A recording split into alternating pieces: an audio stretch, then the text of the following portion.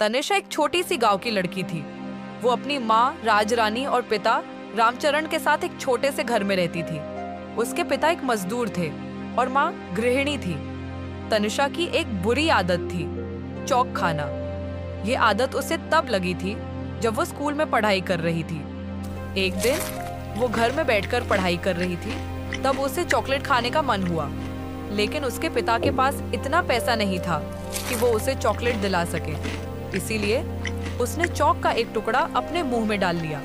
जैसे ही उसने चॉक खाया, उसे बहुत पसंद आया। चॉक का स्वाद और खुशबू उसे बहुत अच्छी लगी और उसे लगा कि शायद चॉकलेट भी ऐसे ही होता होगा। इसीलिए उस दिन से वो चुपके चुपके चॉक खाने लगी। स्कूल की छुट्टी के बाद वो चॉक उठाकर अपने साथ ले आती थी और खाती थी, लेकिन किसी को भी इस बात का पता नहीं चलता था। एक दिन तनिषा की माँ ने देखा कि तनिषा कुछ खा रही है चुपके से। उन्होंने पूछा, तनिषा बेटा, तुम क्या खा रही थी चुपके चुपके? तनिषा ने झूठ बोलते हुए कहा, माँ मैं चॉकलेट खा रही थी, मेरी एक दोस्त ने मुझे चॉकलेट दिया था। उसकी माँ को लगा कि तनिषा ने अपनी दोस्त से मांग के चॉकलेट ली होगी, तो उन्होंने कहा, बेटा तुमने चॉकलेट अपनी दोस्त से मंगवाई थी ना? मैंने कहा था ना किसी से कुछ मत मांगना।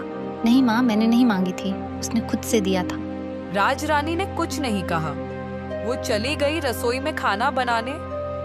तनिषा ने गहरी सांस लेते हुए सोचा, आज तो बहाना बनाकर माँ को समझा दिया, लेकिन अगले दिन से और ध्यान रखना पड़ेगा। किसी को कुछ नहीं पता चलना चाहिए। ऐसे ही कुछ महीने बीत गए। तनिषा बड़ी हो गई और उसकी शादी आकाश नाम के लड़के से हो गई। आकाश नौकरी करता था और अपनी माँ तनुजा देवी और बहन अंकिता के साथ रहता था। तनुजा देवी बहुत शक्तिशाली और कठोर स्वभाव की महिला थी और अंकिता ने हाल ही में अपनी ग्रेजुएशन पूरी की थी। शादी के बाद जब पहली बार तनिषा ने ससुराल में कदम रखा, तो उसकी सास ने बहुत प्यार से उसका स्वागत किया। शादी के पहले दिन सब कुछ अच्छे से बीता और अगले दिन सुबह जल्दी उठकर तनिषा रसोई में गई। उसने देखा कि उसकी सास खाना बना रही थी। तनिषा ने कहा, माँ जी, आप क्यों खाना बना रही हैं? आज तो मेरी पहली रसोई है ना, मैं बनाऊंगी खाना। तनुजा देवी ने तनिषा की तरफ देखा और कहा, तुम रहने दो बहू, मैं बना लूंगी, तुम जाकर आराम करो। तनिषा ने कुछ नहीं कहा। वो खुश होकर अपने कमरे में चली गई। तब उसे बहुत ज्यादा चॉक खाने का मन हुआ। उसने सोचा, क्या करूं, चॉक निकालकर थोड़ा सा खा लूं? नहीं, अगर किसी को पता चल गया तो क्या होगा? लेकिन फिर भी उसने चॉक निकाला और चुपके चुपके खाना शुरू कर दिया। ऐसे ही रोज रोज वो चॉक खाती रहती थी, लेकिन उसकी सास और पति को कुछ पता नहीं चलता था। तनिषा खुशी खुशी चॉक खाती थी और खाना नहीं खाती थी। एक दिन उसके पति आकाश ने देखा कि तनिषा कुछ चुपके चुपके खा रही है। आकाश ने पूछा, तनिषा, तुम ये क्या खा रही हो? तुम चॉक खाती हो, पर क्यों?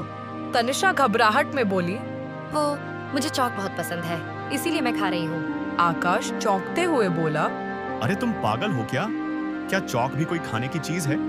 खाने के लिए कितनी सारी चीजें हैं और तुम चॉक खा रही हो। तुम्हें ये भी नहीं पता कि इसे खाने से कितनी सारी बीमारियां हो सकती हैं। तनिषा चुप हो गई और आकाश की बातें सुनती रही।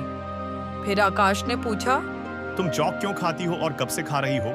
तनिषा आंसू बहाते हुए बोली, जब मैं छोटी थी तब से खा रही हूँ। बचपन में चॉकलेट खाने का बहुत मन होता था, लेकिन चॉकलेट लाने के लिए पैसा नहीं था। एक दिन मैंने चॉक खाया और मुझे ये इतना पसंद आया कि मुझे लगा शायद ये चॉकलेट जैसा है। इसीलिए मैंने चॉक खाना शुरू कर दिया और ये आदत आज तक रह गई। आकाश को तनिषा की बात सुनकर बहुत बुरा लगा। उसने कहा, ठीक है, मैं समझ गया हूँ, लेकिन अब से तुम ये नहीं खाओगी। मैं तुम्हें चॉकलेट ला कर दूंगा। उस दिन से रोज आकाश तनिषा के लिए चॉकलेट लेकर आता था और तनिषा भी चॉकलेट खाती थी। एक दिन वो मन ही मन सोचने लगी, ये चॉकलेट तो अच्छा है, स्वादिष्ट भी है, लेकिन चॉक की खुशबू और स्वाद सबसे अलग है। मैं तो चॉक खाए बिना रह नहीं सकती। फिर तनिषा ने चॉक निकाला और खाना शुरू कर दिया और ऐसे ही उसने फिर से चॉक खाना शुरू कर दिया। कुछ दिन और बीत गए, लेकिन एक दिन चॉक खाते हुए उसकी सास ने देख लिया और कहा, बहू, तुम ये क्या कर रही हो? चॉक खा रही हो, पर क्यों? तनिषा डरते हुए बोली। माँ जी, मुझे चौक बहुत पसंद है और इसके अलावा मुझे कुछ और अच्छा नहीं लगता। उसकी सास चौंक गई और चौंकते हुए बोली, तू पागल है क्या? ये चौक भी कोई खाने की चीज है? रुक, मैं आकाश को बताती हूँ। तनिषा घबराहट में बोली, माँ जी, नहीं, आकाश को मत बताना, वो बहुत गुस्से में आ जाएंगे। मैं आपसे वादा करती हूँ कि अब से कभी भी चौक नहीं खाऊंगी। सास ने कुछ नहीं कहा, वो चुपचाप बाहर चली गई। तनिषा ने गहरी सांस ली और मन में सोचा, अब से और भी ध्यान रखना पड़ेगा चौक खाते समय, वरना माँ जी आकाश को सब कुछ बता देंगी। फिर आकाश को पता चलेगा कि मैं फिर से चौक खा रही हूँ तो वो भी बहुत गुस्सा होंगे। ये सब सोचते हुए तनिषा फिर से चौक खाने बैठ गई और बहुत सारा चौक खा लिया। फिर खाना बनाने के लिए रसोई में गई। खाना बनाया पति और सास के लिए और खुद के लिए अलग से खाना बनाया जिसमें चौक भी था। ऐसे ही कुछ दिन और बीत गए, लेकिन एक दिन तनिषा की तबीयत खराब हो गई। उसके पेट में दर्द हो रहा था, लेकिन उसने किसी को कुछ नहीं बताया। अकेले डॉक्टर के पास चली गई। डॉक्टर ने चेकअप करके बताया, क्या आप चौक मिट्टी वगैरह खाते हो? तनिषा उदास होकर बोली, हाँ डॉक्टर, मैं बचपन से चौक खाती हूँ और ये आदत अब भी है। मैं रोज चौक खाती हूँ। डॉक्टर ने गुस्से में कहा, देखिए, चौक मिट्टी वगैरह खाने से शरीर में खून की कमी हो सकती है। अगर आपने ये खाना नहीं छोड़ा तो आगे जाकर और भी परेशानियां होंगी। डॉक्टर ने दवाई दी और तनिषा घर वापस आ गई। घर आकर उसने चौक फेंक दिया और समय से दवाई खाई, खाना भी खाया। कुछ ही दिनों में उसकी तबीयत ठीक हो गई और अब वो अपने पति और सास के साथ खुशी खुशी रहने लगी। तो दोस्तों, क्या आपके आसपास भी कोई ऐसा है जिसे चौक, मिट्टी, मुल्तानी मिट्टी वगैरह खाने की आदत हो? अगर है तो नीचे कमेंट करें। और अगर हमारी कहानी आपको पसंद आई हो तो चैनल को सब्सक्राइब करके बेल आइकन दबा दें ताकि आपको ऐसी नई कहानियों की नोटिफिकेशन सबसे पहले मिले। अरे बहू, ये तुम क्या खा रही हो? सास शकुंतला देवी की आवाज अचानक कमरे में गूंज उठी। उनके चेहरे पर विस्मय, चिंता और क्रोध की मिलीजुली छाया थी। राजनी के हाथ में एक छोटा डिब्बा था जिसे उसने झट से पलंग के नीचे छुपा लिया। माँ जी, कुछ नहीं, वो हलवा खा रही थी। हलवा? शकुंतला देवी ने संदेह भरी नजरों से उसे देखा। राजनी की धड़कन तेज हो गई थी, चेहरा सफेद पड़ गया था। एक बार फिर उसकी सबसे बड़ी कमजोरी उसके सामने आ खड़ी हुई थी, मुल्तानी मिट्टी खाने की आदत। राजनी का जन्म एक मध्यम वर्गीय परिवार में हुआ था। वह 4 भाई बहनों में तीसरे नंबर पर थी। जब वह लगभग 8 साल की थी तब एक दिन माँ के साथ बाजार गई थी। वहाँ एक दुकान पर रंग बिरंगे फेस पैक की शीशियां सजी थी। माँ ने मुल्तानी मिट्टी खरीदी थी और कहा, चेहरे पर लगाओ तो ठंडक मिलती है। राजनी को उस मिट्टी की खुशबू इतनी भा गई कि उसने चुपचाप थोड़ा सा चखा और उसे एक अजीब सा सुकून महसूस हुआ। उस दिन के बाद से ही जब भी घर में मुल्तानी मिट्टी आती, राजनी उसे खाने लगी। कभी ज्यादा, कभी कम, किसी को भनक तक नहीं लगी। धीरे धीरे यह उसकी आदत बन गई, एक लत। समय बीतता गया, राजनी बड़ी हुई, पढ़ाई की, कॉलेज भी गई, लेकिन यह आदत उसके साथ बनी रही। वह इस बात को जानती थी कि यह शरीर के लिए हानिकारक है, पर हर बार जब मन अशांत होता या कोई चिंता होती, वह चुपके से मुल्तानी मिट्टी खा लेती। और फिर कुछ महीने पहले उसकी शादी हुई थी राघव से। राघव एक साधारण पर समझदार युवक था। गांव में ही एक छोटी सी दुकान चलाता था। शकुंतला देवी विधवा थी पर कड़क स्वभाव की। घर में अनुशासन था, नियम थे और बहुत सारा काम भी। शादी के पहले दिन जब राजनी ने पहली बार ससुराल की देहरी पर पांव रखा तो शकुंतला देवी ने मुस्कुराते हुए कहा था, आओ बहू, इस घर में तुम्हारा स्वागत है। अब ये घर तुम्हारा है। राजनी ने मन ही मन सोचा था, काश मैं अपनी आदत भी यहीं छोड़ दूं, पर वह इतना आसान नहीं था। पहली रसोई पर घर में हलवा, पूड़ी और 5 तरह की सब्जियां बनी। राजनी ने सारा काम अकेले संभाल लिया। शकुंतला देवी प्रभावित हुई। राघव ने भी तारीफ की। बहू में तो हुनर है, सास ने पड़ोसियों से कहा। लेकिन जैसे जैसे दिन बीतने लगे, राजनी को भीतर से बेचैनी होने लगी। एक दिन जब वह अकेली थी, उसने चुपचाप अपना पुराना डिब्बा निकाला जिसमें थोड़ी सी मुल्तानी मिट्टी बची थी। उसने उसे नजरों से लगा लिया जैसे कोई बिछड़ा प्रेमी हो। कितने दिन बाद मिले हो? आज मैं बहुत खुश हूँ। और अगले ही पल वह मिट्टी खाने लगी। वही पुराना सुकून, वही पुरानी आदत। लेकिन उसी समय कमरे का दरवाजा खुला और शकुंतला देवी अंदर आ गई। अरे बहू, ये तुम क्या खा रही है? राजनी ने घबराते हुए कहा। माँ जी, कुछ नहीं, हलवा ही था। शकुंतला देवी ने कुछ नहीं कहा, बस एक गहरी नजर से देखा और कमरे से बाहर चली गई। पर उनके मन में सवाल उबलने लगे। हलवा ऐसे खाया जाता है, बिना चम्मच के, हाथ से, और उस अजीब से डिब्बे में? उन्होंने कुछ नहीं बोला, पर अंदर से परेशान रहने लगी। उस रात खाना खाने के बाद राघव और शकुंतला देवी आंगन में बैठे थे। माँ, आज खाने में नमक जरा ज्यादा था। राघव ने कहा। हाँ, और सब्जी में कुछ अजीब सा स्वाद भी था, जैसे मिट्टी की महक हो। सास ने धीमे से जोड़ा। राघव ने हंसते हुए कहा, आप भी माँ, अब बहू को डराइए मत, वो अभी नई है, धीरे धीरे सब सीख जाएगी। पर शकुंतला देवी को चैन नहीं आया। अगले दिन उन्होंने जानबूझकर बहू को कुछ समय के लिए अकेला छोड़ा। खुद छत पर चली गई, पर धीरे से सीढ़ियों से नीचे उतरकर कमरे के पास खड़ी हो गई। अंदर से आवाज आ रही थी, आज बहुत दिन बाद तुमसे मिली हूँ, कितना सुकून मिलता है तुम्हें खाकर। शकुंतला देवी सन्न रह गई। उन्होंने झांका तो देखा, राजनी मुल्तानी मिट्टी खा रही थी। उनका दिल धड़क उठा, गुस्सा भी आया और चिंता भी। वह चुपचाप वापस चली गई। उन्होंने मन में कहा, तो ये बात है। उसी दिन रात को जब राजनी खाना बना रही थी, शकुंतला देवी चुपचाप रसोई में आई। बहू, सब्जी बना ली? हाँ माँ जी, बस दाल पक रही है। बहू, एक बात पूछूं? तू जो चुपके चुपके खाती है वो क्या है? राजनी चौंक गई। उसके हाथ कांपने लगे, पर उसने मुस्कुराकर कहा, कुछ नहीं माँ जी, कभी कभी भूख लगती है तो बिस्कुट खा लेती हूँ। सास ने कोई जवाब नहीं दिया, लेकिन उन्होंने तय कर लिया था कि वो सच्चाई सामने लाकर रहेंगी। कुछ दिन बाद एक और घटना घटी। राघव दुकान पर गया था। शकुंतला देवी की तबीयत थोड़ी ढीली थी। राजनी ने उनके लिए सूप बनाया और खुद के लिए चुपके से मिट्टी मिलाकर खाना बनाया।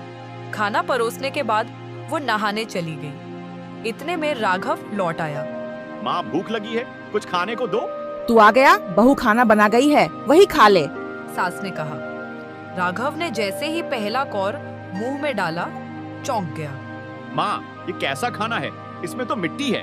सास भी चौंक गई। अरे, ये तो बहू ने अपने लिए बनाया था। अब शक एकदम सच में बदल गया था। रात को राघव ने जब राजनी से पूछा, राजनी, ये क्या बात है, तुम मिट्टी खाती हो? राजनी हड़बड़ा गई। क्या? नहीं, शायद सब्जी में कोई गड़बड़ हो गई थी, मैं देखती हूँ। सच सच बताओ। राघव ने नजरों में झांकते हुए कहा। राजनी ने सिर झुका लिया, आंखों में आंसू आ गए। राघव जी, माफ कीजिए, ये आदत बचपन से है। मैं जानती हूँ ये गलत है, पर जब जब मन परेशान होता है तो इसे खाकर सुकून मिलता है। राघव कुछ नहीं बोल पाया। वह हैरान था, ऐसी भी कोई आदत होती है? जब यह बात शकुंतला देवी को मालूम चली तो उन्होंने पहले राजनी को डांटा। बहू, ये क्या बेहुदा आदत है? मिट्टी कोई खाने की चीज है? राजनी रोते हुए बोली। माँ जी, मुझे माफ कर दीजिए, मैं कोशिश करूंगी इसे छोड़ने की। पर शकुंतला देवी ने गहरी सांस लेते हुए कहा, राघव को तो सब पता चल गया है, अब बात छुपाने की नहीं, समझदारी से हल निकालने की है। राजनी के लिए अब चीजें और कठिन हो गई थी। उसे अपने मन से भी लड़ना था और ससुराल वालों की उम्मीदों से भी। एक रात वह अपने कमरे में अकेली थी। डिब्बे में आखिरी कुछ टुकड़े बचे थे। उसने हाथ बढ़ाया और अचानक राघव की आवाज आई, राजनी, एक वादा करो, आज आखिरी बार, उसके बाद कभी नहीं। राजनी चुपचाप मिट्टी के टुकड़े वापस डिब्बे में रखकर बोली, ठीक है, वादा करती हूँ। वादा करना आसान होता है, निभाना मुश्किल। राजनी ने वादा तो कर दिया था कि वो अब मुल्तानी मिट्टी नहीं खाएगी, लेकिन उसके अंदर की बेचैनी, वह अधूरी सी तसल्ली, वह कहाँ जाती? अगले ही दिन से उसे चिड़चिड़ापन महसूस होने लगा।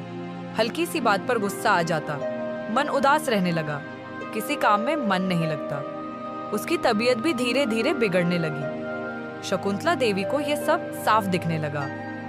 उन्होंने एक सुबह पूछा, तू ठीक तो है बहू? हाँ माँ जी, बस थोड़ा सिर दर्द है। राजनी ने फीकी हंसी के साथ कहा। पर शकुंतला देवी माँ थी और माँ की नजरें बहुत कुछ पढ़ लेती हैं। उन्होंने महसूस किया कि अब राजनी की हालत बिगड़ रही है। उसी रात राघव ने कहा, माँ, मुझे लगता है राजनी को डॉक्टर को दिखाना चाहिए। उसका चेहरा पीला पड़ने लगा है और वो बहुत कमजोर लगती है। शकुंतला देवी ने सिर हिलाया। हाँ बेटा, मुझे भी यही लग रहा है और शायद अब वक्त आ गया है कि हम इसे अकेले ना छोड़ें। अगले दिन बिना बताए वे सब राजनी को पास के डॉक्टर के पास ले गए। खून की जांच हुई, शरीर में लोहे, आयरन की भारी कमी पाई गई। डॉक्टर ने पूछा, क्या आप कोई अजीब चीज खाती हैं, जैसे मिट्टी या चूना वगैरह? राजनी शर्म से नजरें झुका ली। राघव ने डॉक्टर को सब कुछ बताया। डॉक्टर ने गंभीर स्वर में कहा, ये आदत पिका सिंड्रोम कहलाती है। ये मानसिक और शारीरिक दोनों समस्याओं से जुड़ी होती है। इसे छोड़ना जरूरी है, वरना आगे चलकर शरीर को बहुत नुकसान हो सकता है। घर लौटते समय कार में सन्नाटा था। राजनी चुप थी, उसकी आंखों में पानी भर आया था। माँ जी, राघव जी, मुझे माफ कर दीजिए, मैं आप सबको दुख दे रही हूँ। शकुंतला देवी ने उसका हाथ थामा। नहीं बहू, अब हम तुम्हारे साथ हैं। अब हम सब मिलकर इस आदत को हराएंगे। घर में अब माहौल बदलने लगा। राघव ने उसके लिए खास डाइट बनाई, जिनमें आयरन, कैल्शियम और मिनरल से भरपूर चीजें थीं। शकुंतला देवी उसे रोज खुद खाना खिलाती और साथ में बैठती। राजनी के कमरे से वो डिब्बा हटा दिया गया, पर उसके मन से मिट्टी का स्वाद नहीं मिट रहा था। हर बार जब मन करता, वो खुद से लड़ती। नहीं, अब नहीं। वो खुद को समझाती, कभी रोती, कभी चुपचाप गहरी सांसें लेती, कभी तकिए में मुंह छुपाकर सो जाती। पर अब वो अकेली नहीं थी। राघव हर रात उसके पास बैठकर किताब पढ़ता, बातें करता। एक दिन उसने राघव से पूछा, राघव जी, आप मुझसे नाराज तो नहीं? राघव ने मुस्कुराते हुए कहा, नाराज नहीं, उल्टा मुझे गर्व है तुम पर कि तुम इतनी मजबूत हो। जो काम लोग सालों में नहीं कर पाते, तुमने उस पर कदम रखा है। राजनी की आंखें भर आईं। मैं बदलना चाहती हूँ राघव जी, सिर्फ आपके लिए नहीं, अपने लिए भी। समय बीतता गया।